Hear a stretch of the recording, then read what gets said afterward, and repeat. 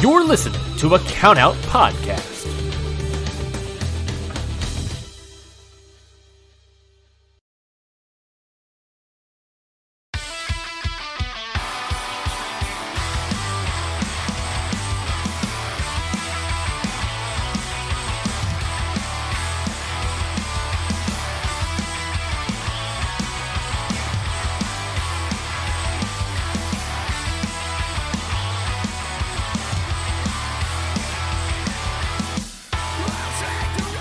What it is, what's up, and welcome everyone to Faces and Feels. I'm your host, Rafe Houston, and today I'm joined by a very special guest.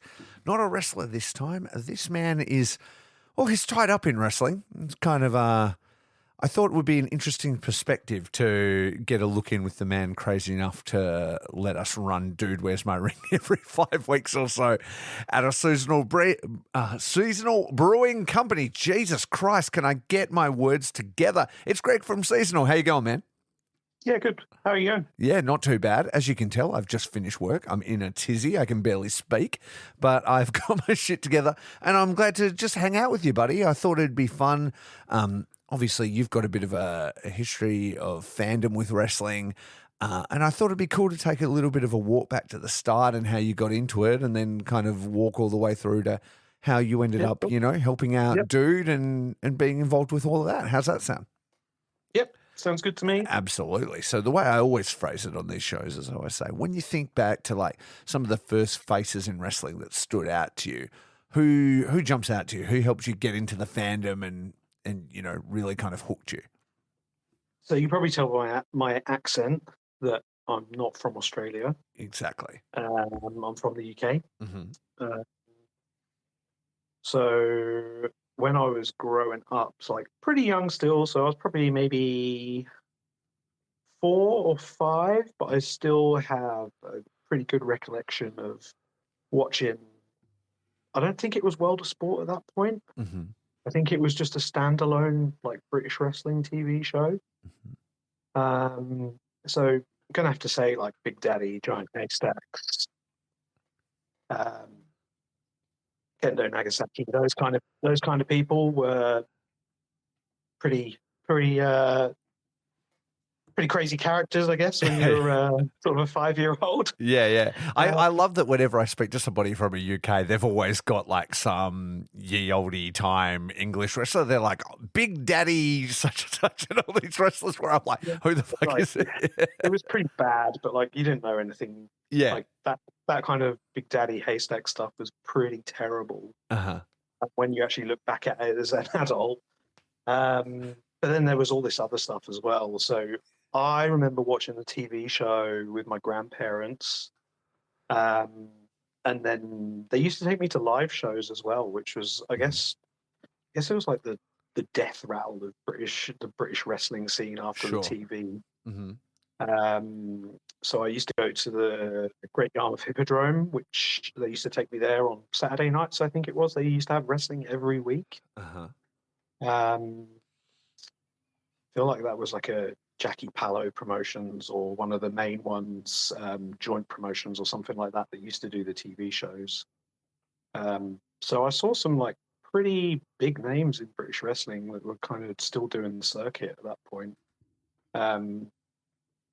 So yeah, like my favorites at the time, I don't know if anyone knows these people, but Danny Boy Collins was a big sort of, okay, they call them blue eyes in England instead of faces. And a guy called Chick Cullen as well was also a really big deal. Mike Jones was one of my favorites. I saw people like Rollerball Rocco, Fit Finley. Obviously a lot younger, still had his mullet and like long Irish tights. Had a manager called Princess Paula as well.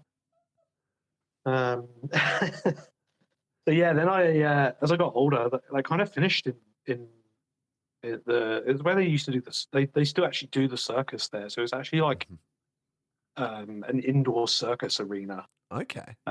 In a old UK seaside town, basically. Yeah. What town was it? Sorry. Great Yarmouth. Okay. Mm-hmm. Yeah. So I saw a ladder match there once with Kendo Nagasaki, and it was a ladder match for a bag of cash, which really sticks in my mind. Um, which Well, what and I else would can't, you want to for get? the life of me, I can't remember who it was against, Mhm. but who I just remember that Kendo Nagasaki didn't like retrieve the bag from the ladder. Mm. He hit the guy who did with something, and then stole the bag and ran out, and that was the finish. So he didn't Um, actually climb the ladder himself. yeah, no, so he didn't actually. Well, I guess he didn't really win it, but Yeah. he won the money Yeah, in theory. exactly. Or at least Um, thieved the money. yeah, and he like never took his mask off either, apparently. So I'm pretty sure we saw him driving away in a car once, and he still had his mask on. So it was a different time, right? It was Yeah, all different time. kayfabe Yeah, back then. like Mhm. yeah, everyone thought it was real. My grandparents thought it was real. I guess they weren't that sharp. I don't know. Yeah, and you've got to kind of give them a little bit of a break too, in that Yeah, like they yeah, used to watch it yeah, in arenas and stuff, and not like on TV. It's a little bit more yeah. exposed on Like TV. Like the cameras are right in there, you can see stuff. They were watching at a distance and that, so we can cut them a little bit of a break. You know, there were lots MMA of people that wasn't were a full. thing. Yeah, like Yeah, it was still like the moves they were doing, I guess, were kind of like legit kind of yeah, wrestling they weren't moves. doing like Like everyone had crazy. been Yeah, trained in the Wigan Snake Pit and stuff like that. yeah, Um, exactly. And all the uh, gimmicky WWE stuff hadn't really happened yet, so it was no, all it was so a yeah, different time. towards the end, they started cutting in with a lot of WWF stuff. Hmm. So there'd be like one week it would be British, or like, and then the next week it would be like the best of WWF Yeah. from I don't know Mhm. 1988 or whatever, whenever it was. Sure. Um, but yeah, so then started going. They stopped doing shows there. Then I started going to a place called Norwich Cornwall, which is Sounds familiar basically for some reason. yes, crazy. Which is basically a place where they would sell animals and grain, and Mm. so it didn't smell particularly great and was pretty rough around the edges. Uh-huh. Um, but yeah, it was crazy. It was like I was still really young. I must have been about 8 or 9, I guess. But it was just all crazy farmers just thinking it was real and trying to fight everyone. Um, um, Were these like so yeah, you know how they always refer to a lot of UK wrestlers I've spoken to and different things like that, they always refer to like the UK holiday camps. yeah, Yeah, that like Page's family ran and like the different things like that. yeah. Is it that sort of stuff? So Is that where I'm from the same city as the Knight family. right, okay. Yeah. So I saw Ricky Knight and Jimmy Ocean as a tag team. I think they were like the Superflies or something. Just dudes wearing crazy like neon like 80s Yeah. tights and I don't know, Pit Piper sunglasses and stuff like that. Uh, Doing like a shittier version of the Rockers, that kind yeah, of yeah. But no, it was. I remember again seeing Kendo Nagasaki match there with I think his tag partner. I don't know how I remember this, but his tag partner was called Blondie Barrett. I think off the top of my head. That's a great name. And this is how rough it was. I went to the toilet with my granddad, and this wrestler was in this toilet, basically having horse bath in the sink. Because that was obviously the level of facilities that there was in this place. Mm-hmm. And that was quite scary to me as a kid, seeing the bad guy, I guess, in the bathroom completely naked. Yeah, that's a lot. Yeah. That's a lot. Um, Yeah.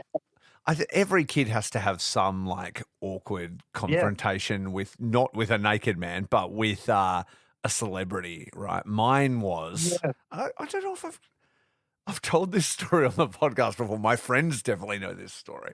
I once, you would be familiar, I guess, with children's local hero and mascot Fat Cat.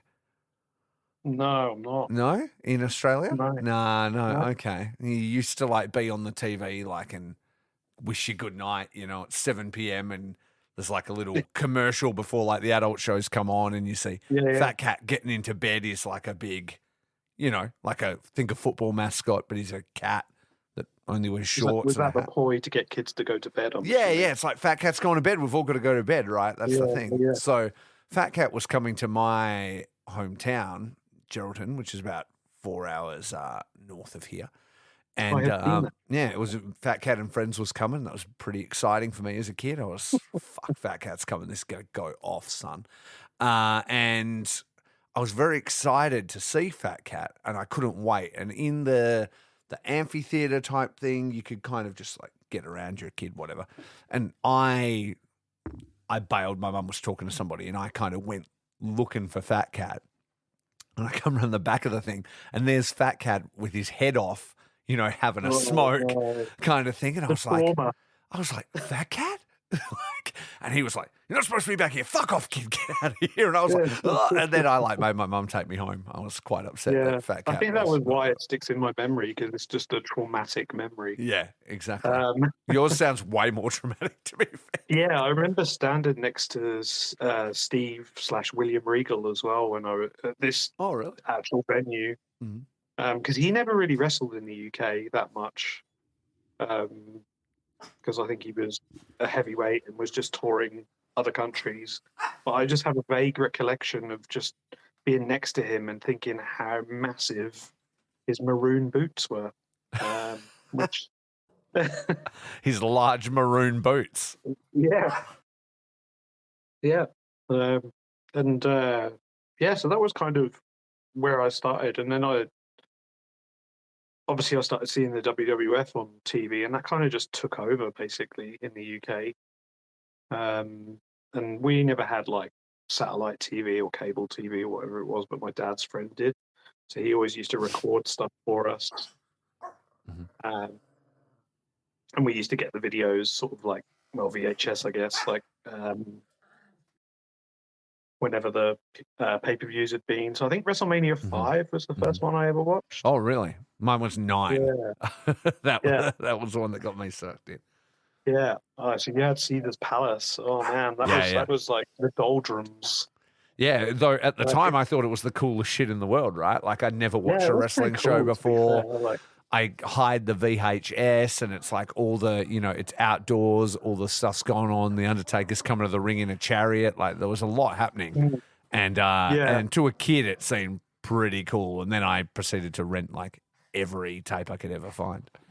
Yeah, that was like the steroid era, wasn't it? Like the steroid trials era. Yeah, absolutely. Yeah. Everybody was jacked as, that kind of stuff. And I think like it was like Hulk Hogan and Barber Beefcake, like in a tag match, and then Bret Hart and Yokozuna or something like that. There was just a lot of like larger than life characters.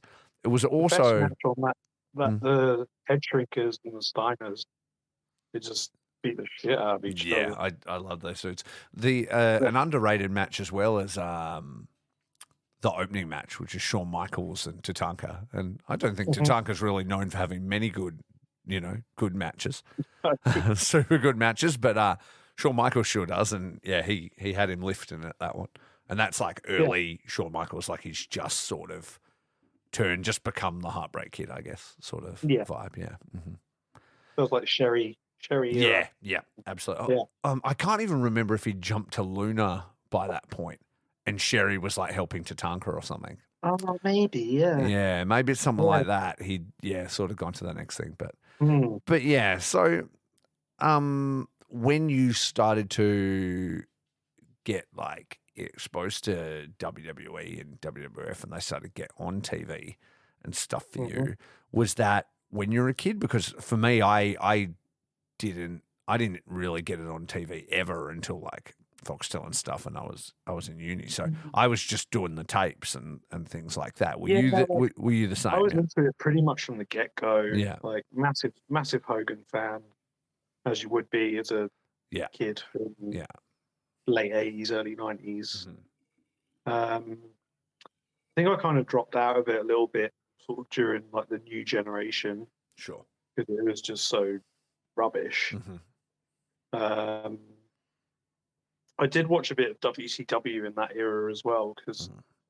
my granddad had this weird satellite TV that somehow had WCW Power Hour on it. Well, if there's one thing I can tell you, an English grandfather will have access to things he's not supposed to. My granddad was English, and he was a notorious pirate long before Napster or anything existed like that. Yeah, so I was like, who the hell is Cactus Jack? And Yeah. who is Van Vader? I've never seen these guys before. Yeah. And then I found like the Galoob figures in the shops. Oh, wow. And I was like, yes, it's great. That's So, it. Yeah, exactly. yeah, Your I think I Facebook had- image is Vader. You a big Vader fan? Yeah, definitely. Mhm. Later in life, obviously not at the time. Mhm. Massively into All Japan stuff. So Yeah. Mhm. All Japan and New Japan. Definitely my kind of the like 94, sort of 95, and then I guess more of the modern day New Japan. So like Yeah. the Okada, Omega kind of stuff. Mhm. Mhm. Are you up with it now? I had a bit of a whinge about it on this show not that long ago. No, I haven't really watched it for a long time, but I also feel bad for them because they just literally just got everyone left, I guess. Like, Yeah. Well, I mean, yeah, everybody got poached or left or whatever it was, Yep. and it really left them quite emptied. And then Yeah. I always kind of felt like it's okay. New Japan's roster is so deep, and they're next man up, and there'll just be somebody else, and they'll elevate somebody, and it's fine. And they have done that to an extent, but I don't know what's happened. But it's not so much the wrestlers. Like any of them can sort of wrestle to that level, I think. Well, not any of them, but a lot of them can. I feel like the actual angles and like the actual booking they're doing at the There's moment. nothing really to get your teeth into. No, they keep just making decisions where I'm like, why? And why are we retreading this? And why are we, and it really bums me out. So Yeah. people, they run out of ideas, I guess. Yeah, exactly. So yeah, I kind of dropped out of it for a while there. Like I guess like 95 to maybe 97. Wasn't really watching much. I'd still like hang out with my grandparents, and they had like satellite TV by this point, so I'd always watch it when I was over there, and I wasn't really following it. I think I started watching WWF again at the time, I guess around 97, so just before the Montreal screw job. Yeah. Before it all kicked off real good. It was starting to pick up again. Yeah. That's the same. I was watching that like tail end of like when I rented WrestleMania 9 and stuff like that. By the time I kind of made my way through the local videos and stuff, and the newer videos started going, it was that tail end of the In Your House and stuff into, Montreal screw job and into thing. That great promo from Stone Cold where he's like, if you want to know what I think about Bret Hart, put an S in front of Hitman. That's what I think.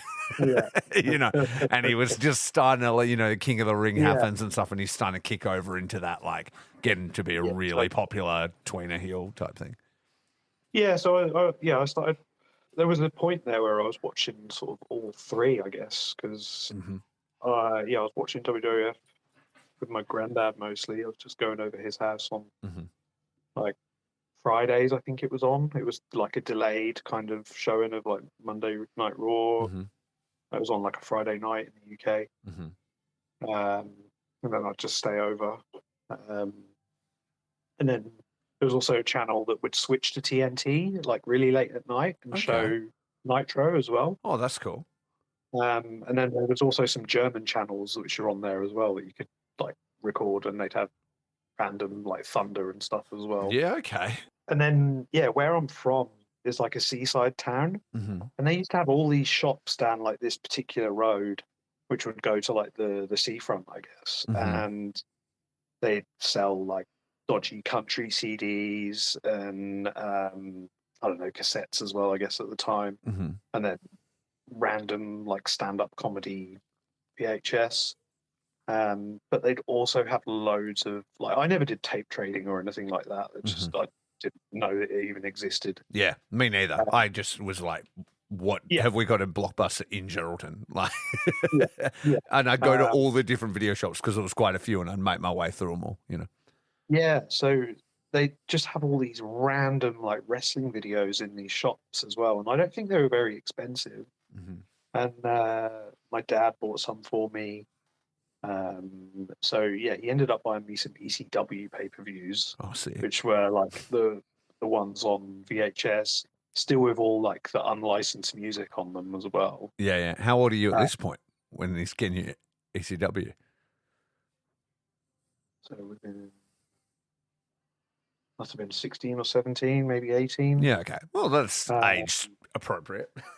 yeah, yeah. Well, my Ish. mum didn't think so. But Yeah, yeah. Well, too bad, Mum. yeah, yeah. And I remember when I was way younger as well, he bought me this. There was loads of like random compilation ones as well. That just have loads of different matches on. Mm-hmm.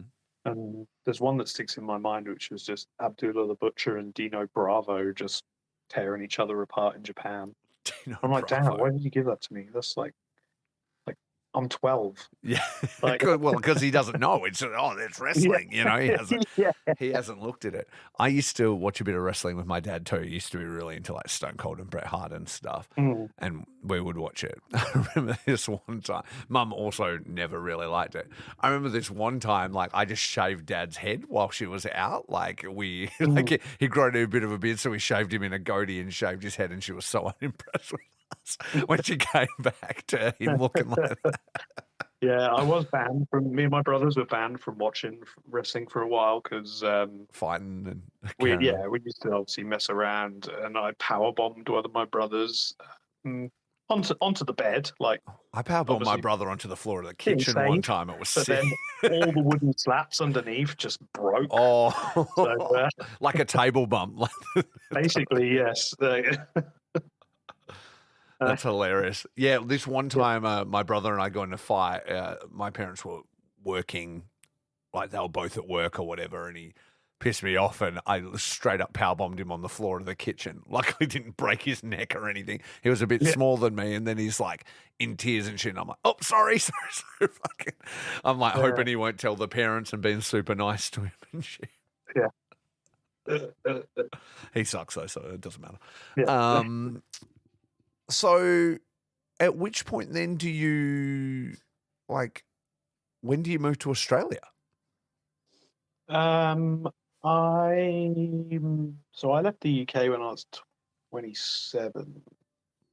So I was in the US for a bit, just as a tourist for 3 months. Uh-huh.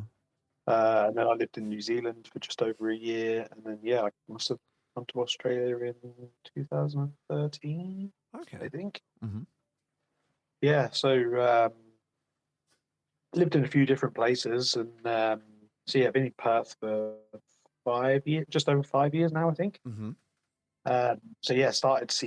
Started working at Seasonal, I guess, maybe 6 months after they opened. Yeah, okay. Mm-hmm. So you've been with them I've for a been there bit now. nearly from the start. Yeah, okay. Like when I started there, I guess, it was like when I was watching a lot of sort of Progress and New Japan. I would go to when I went home to visit, I'd try and go to the Rev Pro New Japan shows as well. Mm-hmm. So they were always good. Yeah, my co-host goes to I do another show called Ichiban Sweetcast, which is just all about New Japan.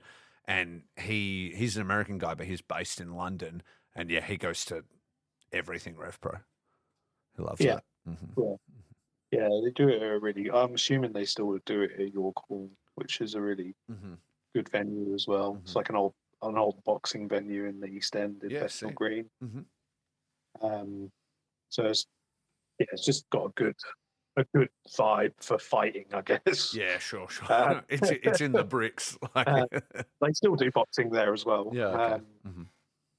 So yeah, then I guess I was watching a lot of like ROH. We had a thing called the Wrestling Channel in the UK as well. Mm-hmm. I don't know if you ever heard about that. No. No. So Was yeah, it like an it was a online? free channel. Yeah, no, it was a free channel on like I don't know if it was like Sky or something, but it would show Noah, CZW, ROH. It would show loads of old World of Sport like British wrestling. This is bullshit. I would love that. Yeah, I can't. There was some other stuff on there as well. I can't remember off the top of my head, but they were like the main ones. That's crazy. I was like, yeah, like seeing CZW in the early 2000s. Yeah. Yeah, it was pretty eye opening.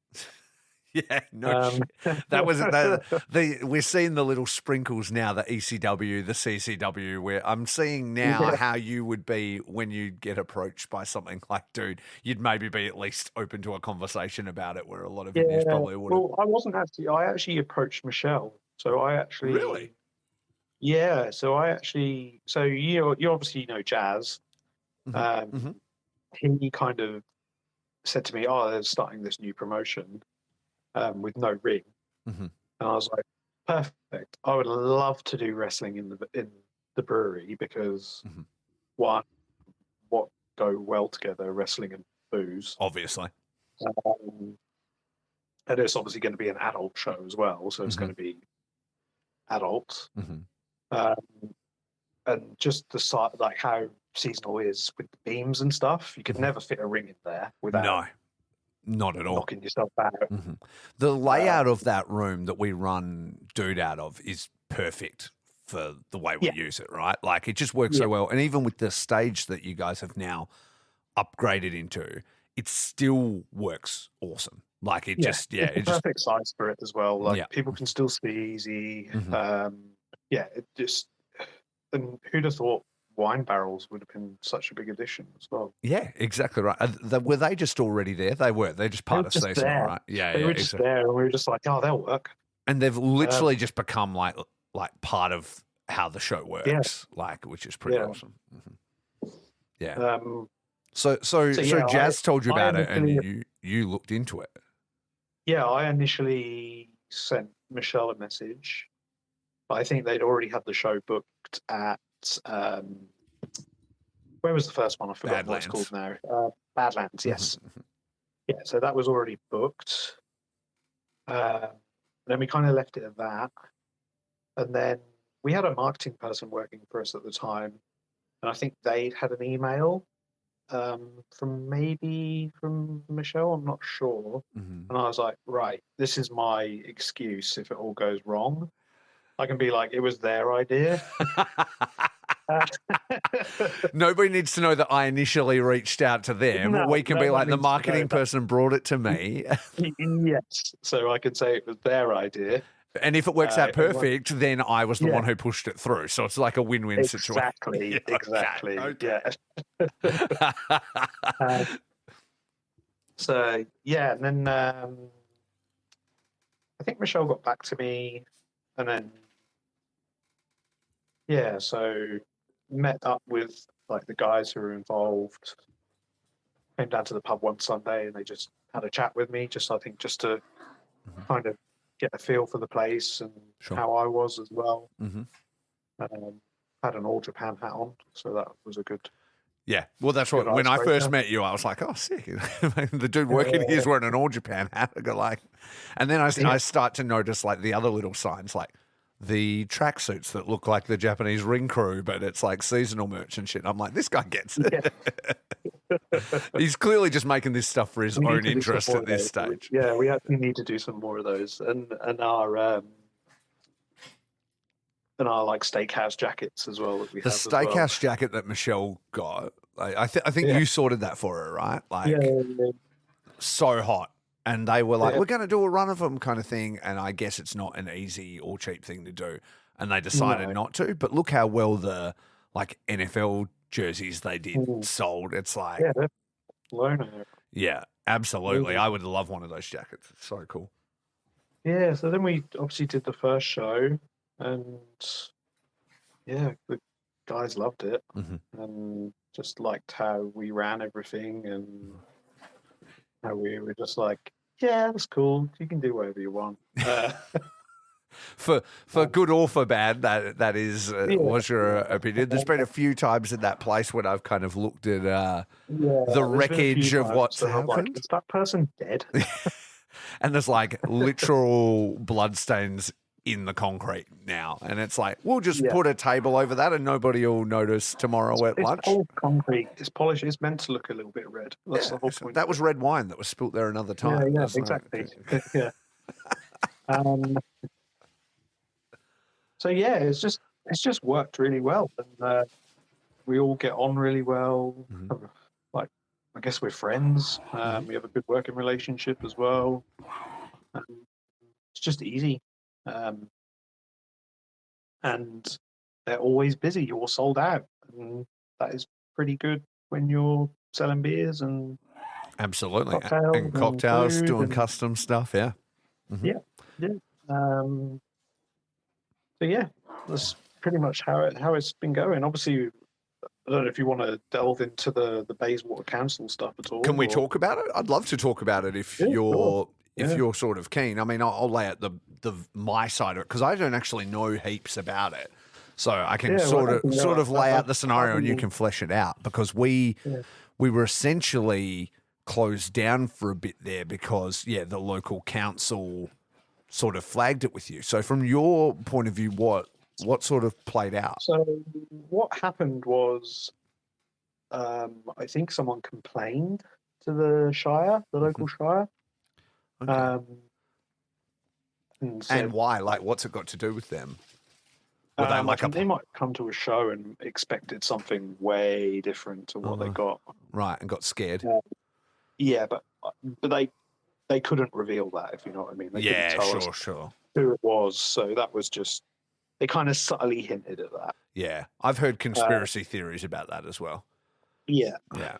So yeah, then we just basically had to have lots of meetings with the Shire and like health people, and because there's no guidelines for this. And they Bayswater Shire don't have guidelines for running deathmatch wrestling. And so are they just trying to, like, from their point of view, are they just trying to like understand it and understand if it's some kind of like risk to the public or like health and safety or whatever? They just need to know how it works, right?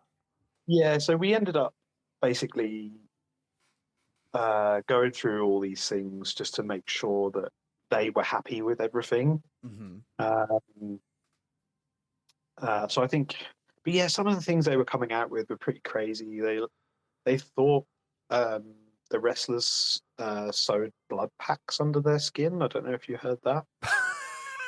And they're like, well, that would be more painful. How would you do that? That's what kind of special effects budget do you think they've got? And also, if they are doing that, how is that? Is that worse than them really cutting themselves, or is that better? Like, I don't understand. Yeah, I don't understand either. But we just kind of sat there and went along with it. Were they like, where are you sourcing like the special effects from, and are they Australian made? Like I don't understand what that line of questioning is. Yeah, it was a bit odd, and they would give us like material of like horror stories that had happened at like wrestling shows and things, and like none of this is actually true. Yeah. See, the thing you need, and then you have to explain, right? You're like, this is performance art. Yes. This is all consensual. It's a work. It's a performance. Everybody signs waivers. They all know what they're doing. Yeah. Kind of thing. Like, this is an art piece. This is not combat sport. No. Yes. No. But we managed to iron it out. We basically kind of had to follow similar guidelines, which they're already doing. Like, I guess, like piercing and tattoo shops was like the closest thing they could kind of come up with. and they just had to bring a few more safety measures in. So thinking about it now, it's pretty crazy that there wasn't guardrails. I mean, fucking deal with it. You know what I mean? Like, Casanova Valentine was running his art shows in New York City with no guardrails and still doesn't, you know? The guardrails thing was funny, though, because the way we were able to introduce it as like Mr. Thompson bringing them in was great because it's like a Healy thing to do. And, you know, of course the crowd doesn't want to be more safe, and that's nerdy. And he's like, oh, polishing them. Like, it actually does look better as well. It does.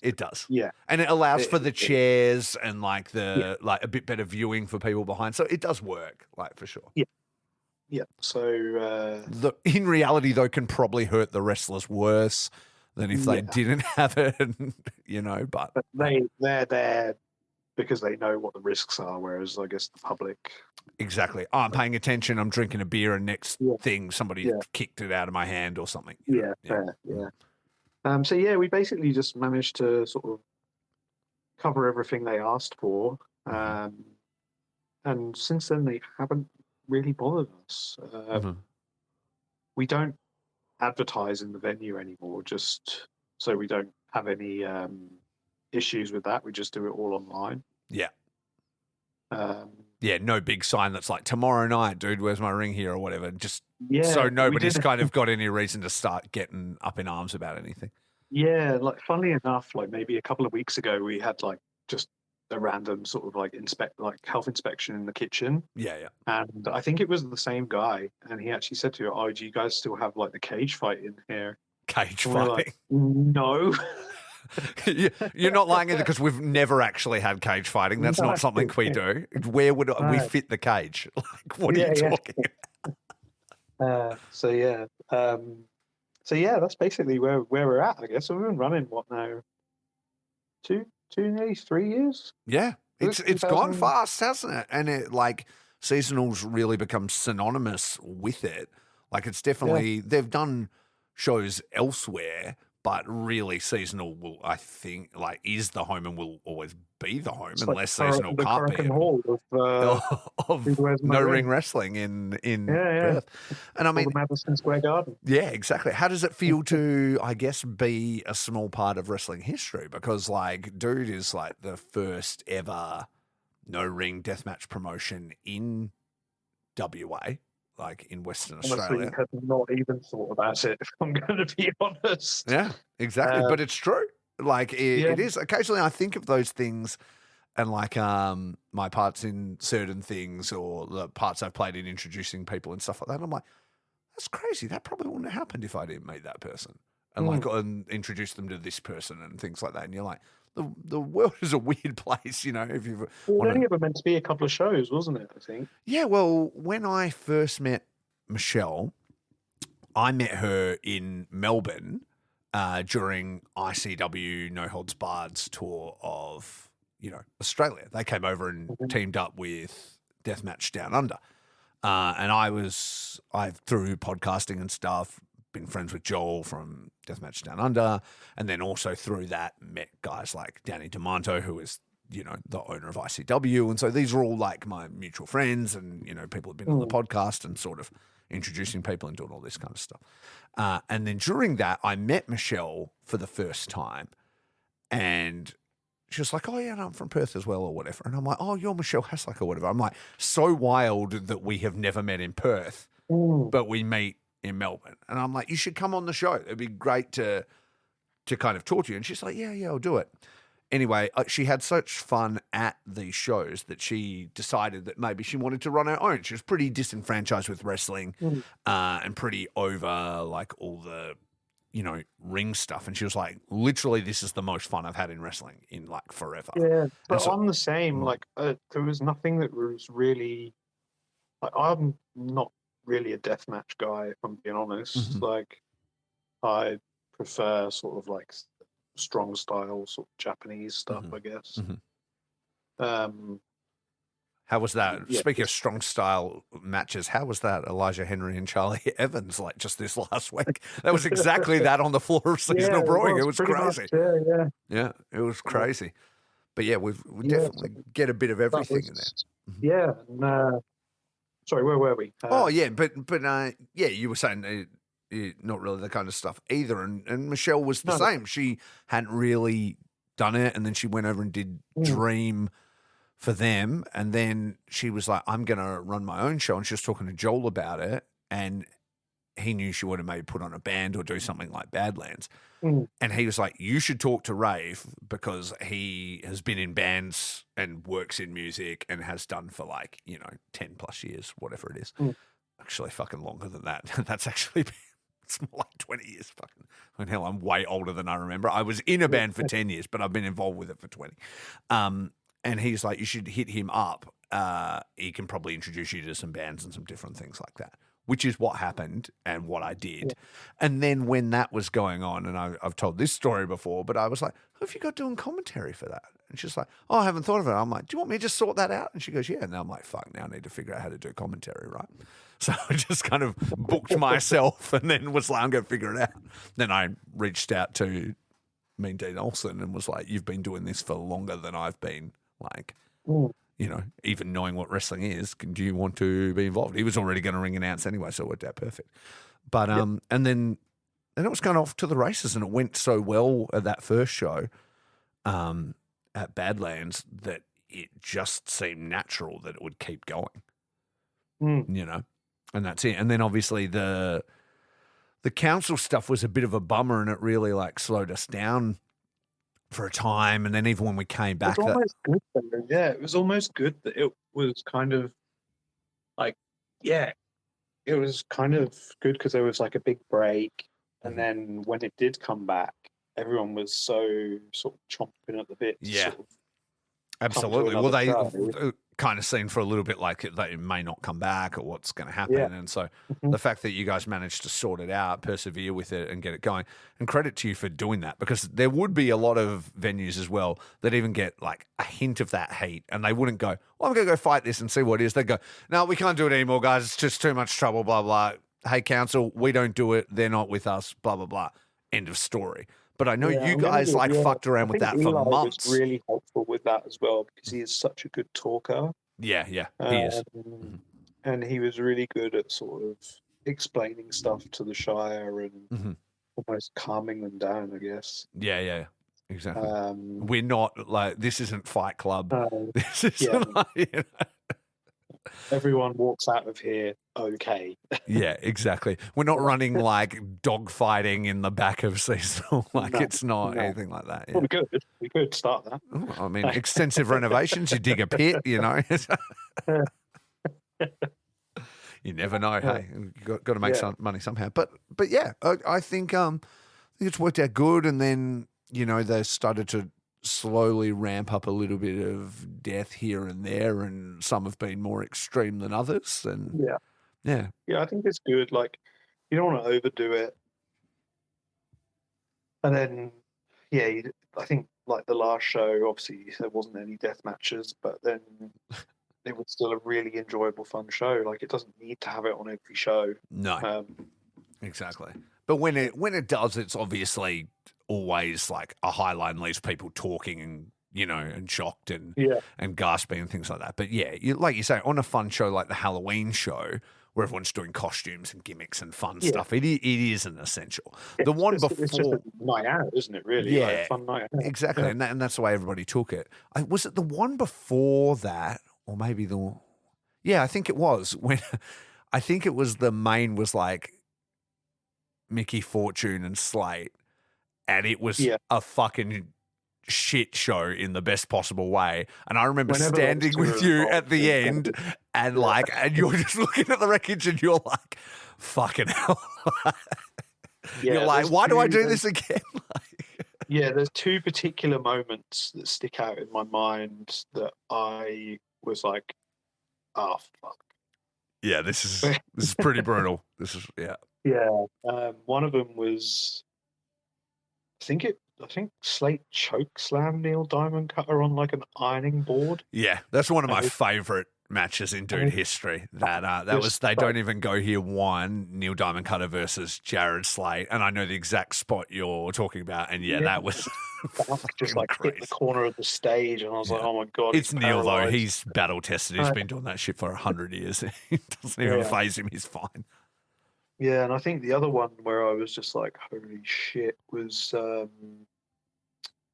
Mickey jumped off a barrel and double stomped against Slade. Yeah, no, wasn't it off the top of the ladder, right?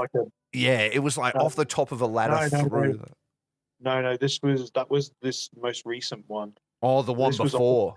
This was off a barrel, and he was like laying on this like spring metal bed with barbed wire on it and light tubes on his chest. Yeah, I remember that thing. I remember them making that, and they're just like in thongs, like fucking wrapping barbed wire, and I'm like, do you guys want to get some covered shoes or something? But yeah, the deathbed. I don't think I've ever seen Dale wearing shoes though. So no, only when he refs, really. You probably haven't seen the clip. I should find it and send it to you. But recently, Neil was wrestling for ICW in the States, and Danny had him in a razor's edge type move and threw him to the outside over the chains. There's tables and barbed wire and light tubes and stuff. But as he went, his foot caught the chains of the ICW and he pendulum down like into the side of the ring, and I thought he was dead. I thought it was over. And then he was like totally fine. And I was like, what happened? He goes, got lucky. He's probably like the same body type as, say, like a Dark Allen. Maybe just those little guys can just do that. Yeah, and I think, when you've been doing it as long as he has, because A, he's smaller, so he's got like a little bit more time to maybe hunch and things like that. I think it's probably also just second nature for him. Like the way he protects himself and the way he knows how to fall and stuff. He's just been doing these hectic stunts for so long that he just is really fucking durable, because you never really hear about him getting injured either. And I've seen him like do some hectic stuff. He's just one of those guys, a bit like Teflon. He did. He bought a souvenir from Seasonal, which was my. So I don't know if you know that we did seasonal weed grinders. No, but that does sound like something he would be interested in. We called them hop grinders because we thought it would be funny. Yeah, that is funny. And yeah, Neil was quite keen on that. He bought one for his. So maybe that's how he deals with all the pain. Well, I mean, I know it is, but but yeah, he's in Australia at the moment. He's over for Dream over East, and he's around for another week actually. But yeah, unfortunately, not over in Perth again, which is a shame. No. So, no.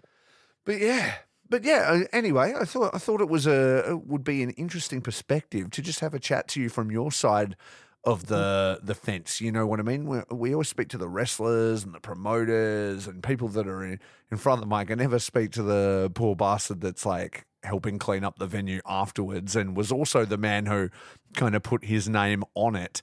And then has to deal with any flack that maybe comes from a council or maybe even any other higher up people that are in Seasonal. The owners of the venue are really supportive as well. That's great. They get it, and they trust me. So yeah, that's awesome. Yeah, that's so cool. Yeah. What a cool situation to be in, where you can kind of take what is essentially like a great family friendly brewery. And you can still do something like that and everybody has a good time. Anybody that ever goes to those shows can't not have a good time. Like anybody I've taken, anytime friends everyone leaves with a smile on their face. Yeah. I've never seen people not have a bad time. Like I've never seen anyone have a bad time. That's what I'm trying to say. I have a lot of friends that come regularly and they don't watch wrestling. You know what I mean? They watch Dude, Where's My Ring? They want to see death matches. They're disappointed that and they're not interested in anything I try and show them, anything like that. They just want to go have a beer, hang out in Seasonal, maybe have dinner, like see the craziness, have a good time, go home. And they just anytime the tickets are on sale, they're buying them, whether I'm there or not. There's been times when I'm not. That's all it is. Dinner and a show. Yeah, exactly right. And like I'll be over East, I'll be overseas and stuff. My friends still go without me. Yeah. They don't see me anyway. I'm behind the desk, so it doesn't really matter. But But yeah, no, that's awesome. Well, thanks so much, mate. I really appreciate your time. Do you want to take a quick minute to promo everything seasonal and even your own band? I know you mentioned you do band stuff and things like that as well. Come on, you get all your promo in where you can get it in, all your social medias, and go from there. I don't even remember them, to be honest. Oh, well, I guess fuck off, I guess. So, yeah, I can do a quick seasonal promo. Yeah, let's do that. We're on Guildford Road in Maylands. It's a brew pub.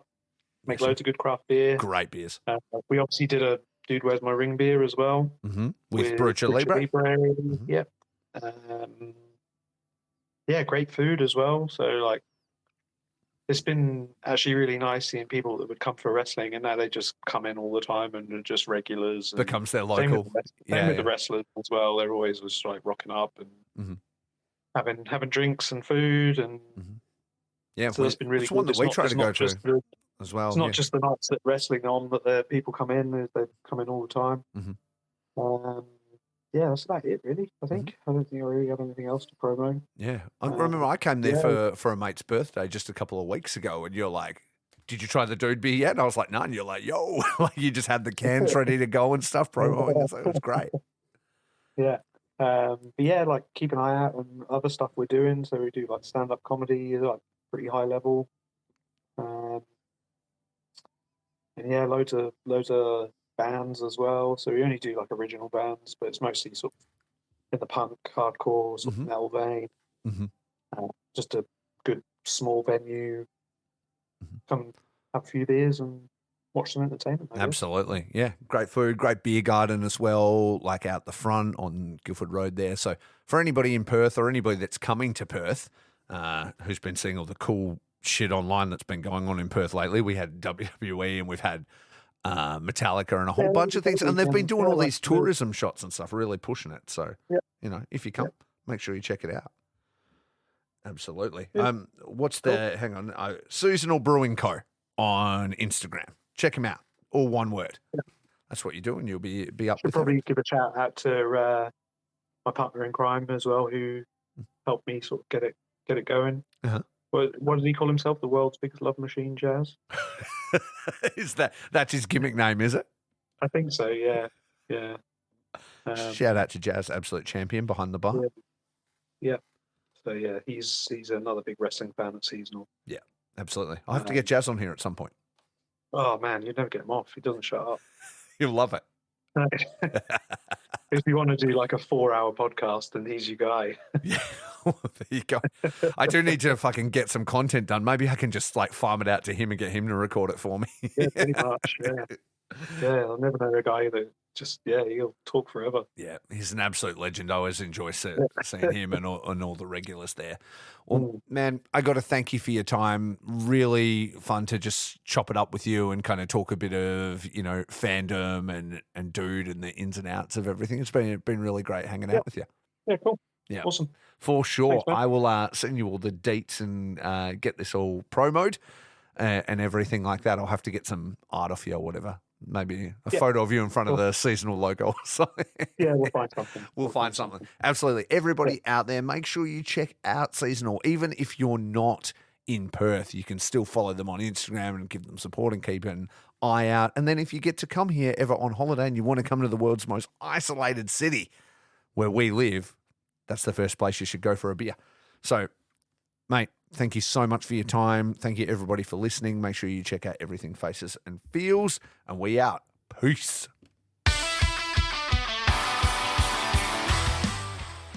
Thanks for listening. Faces and Feels is a proud member of the Count Out Podcasting Network. It is created and hosted by me, Rafe Houston, edited by myself and the amazing Ryan Neatsy, and the show is available on all good podcast platforms, so please go rate and subscribe. You can follow the show everywhere on social media, Instagram, Twitter, Facebook, etc. at Faces Feels Cast. And you can check out the Count Out Network and all our sister shows over there at Count Out Pod. If you'd like to book me for commentary, have an interview request, a topic suggestion, or you just want to say hi, you can email us at facesandfeels@gmail.com. With all that said, thanks for listening, and please support our friends and sponsors. Peace.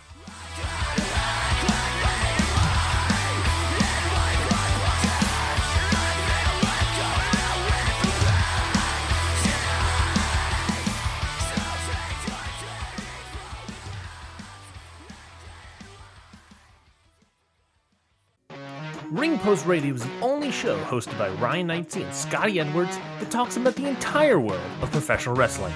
With new episodes coming out every Sunday, there is absolutely no reason to not listen to real, honest wrestling opinions from two crazy maniacs. Have a hot boy summer and listen along to Ring Post Radio every Sunday on the Countout Network. This has been a Countout Podcast.